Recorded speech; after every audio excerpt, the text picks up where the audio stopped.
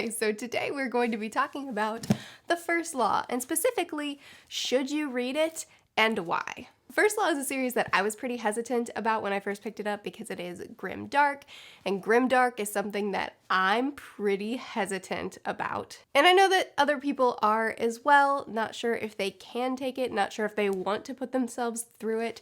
So I'm going to talk about why specifically I love this trilogy and why I think it's worth your time. This is going to be spoiler free. I will not reveal anything. I'm just talking about general concepts, what makes these books so great. So you can stick around even if you haven't read them.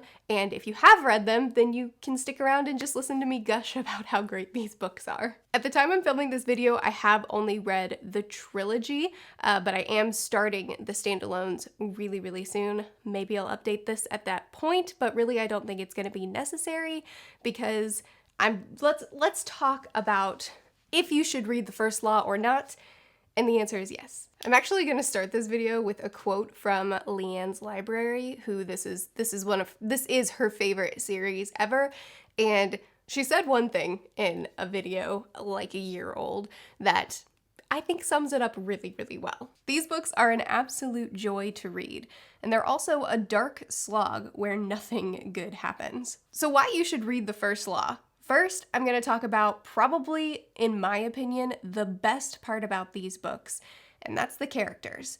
They are all morally gray. Part of the fun of these books is trying to figure out which characters are supposed to be deemed good, which ones are supposed to be deemed bad, which ones are bad characters but they're doing good things because of the cause that they're fighting for, and which ones are good but they're doing bad things because of their cause. Part of the excitement of these books is in those reveals and the characters themselves and their many shades of morality. Those shades of morality are part of what makes this series so incredible and keeps you on your toes. Why else should you read this series? Plot. The plot isn't the focus of the book. I definitely think that Joe Abercrombie intentionally puts the majority of his focus on the characters, and I don't think that the plot is lacking. I think that it's intentionally kind of a background focus, but that doesn't make it not interesting. There's tons of political intrigue and maneuvering. The action scenes are incredibly written. There's backstabbing, mystery, and the reveals are so well done that I'd wager that 90% of the time you won't see them coming, but once they're revealed, you realize that the seeds have been planted from the very beginning. Every reveal, from the reveals in book 1 to the final reveals in book 3, are so satisfying, and you realize that this author put intentionality into every scene he wrote. Going off of that, I also think that in every aspect, these books have intentionality. Every move the characters make feels completely believable.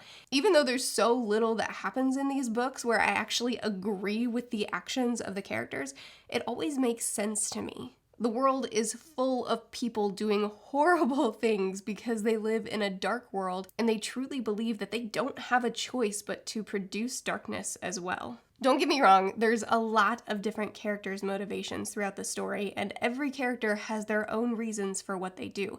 But the complex look into what very real people would do in very real situations is executed on a level that I think is rare. By the end of the story, you'll feel like you know real people, and never once did I feel like things happened just because plot needed it to happen. It always felt so believable. Last thing I want to talk about is content. If you're completely opposed to grimdark, then this is not going to be the series for you because it is graphic, it is very dark, and even the good characters are extremely flawed, to say the least. It's probably one of the best executed trilogies I've ever read, and best written characters as well, but it also doesn't hold back any punches and describes the grit of the world in a detailed enough way that you're pretty sure you're standing in the room while someone's being tortured. I think that if you're hesitant about grimdark, but you think you could possibly like it, this'll be the series that works for you. He writes grimdark in a way that doesn't back down from the grit and darkness that makes you hate everything, but it also makes you love it all. Every time I've picked up the next book, I've been so happy to be back, which feels weird because there's nothing comforting about this world. but it's written so well that I can't seem to get enough of it.